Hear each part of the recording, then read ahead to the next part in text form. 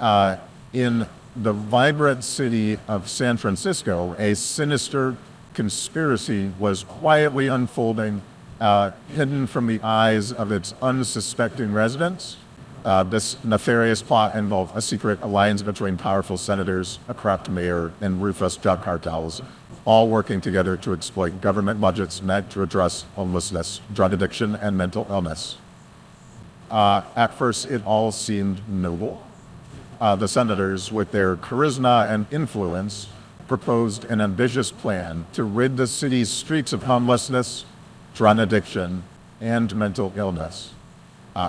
They promised to allocate substantial budgets to build shelters, rehab centers, and mental health facilities. The citizens rejoiced, believing their elected officials were finally taking action to improve San Francisco. But behind closed doors, the senators, the mayor, and the drug cartels had ulterior motives. They struck a dark deal, promising the drug cartels free rein to operate within the city in exchange for generous campaign contributions and secret offshore accounts. The drug cartels saw this as a golden opportunity to expand their empire and launder their illicit gains through legitimate government programs. Years passed, and the conspiracy unfolded. Shelters and rehab centers were built, but they were nothing more than facades. These facilities were overcrowded, underfunded, and provided little real help to those in need.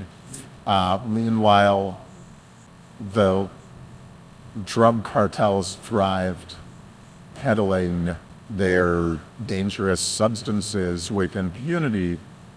Homelessness and addiction rates continued to soar.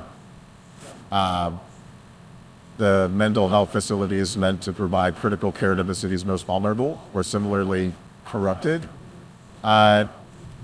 Budgets were siphoned off for personal gain, leaving the mentally ill to suffer in silence with no improvement in their condition.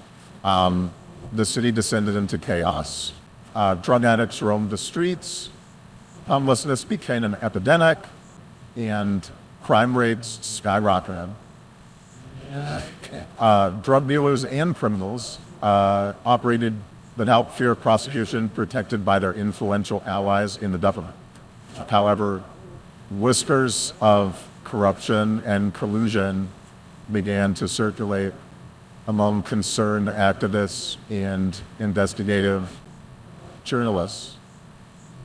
The citizens of San Francisco slowly began to see through the smoke and mirrors. They realized that their elected officials were betraying their trust. As the situation in the city continued to deteriorate, federal authorities grew alarmed. They launched a massive crackdown on the organized crime that had infested San Francisco. Raids on drug cartels exposed the depth of their collusion, with the senators and the mayor and key figures were arrested.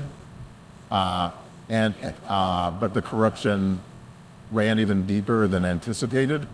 The mayor's complicity in the conspiracy was laid bare. New laws, seemingly designed to promote economic growth and deregulation, had actually facilitated drug distribution within the city.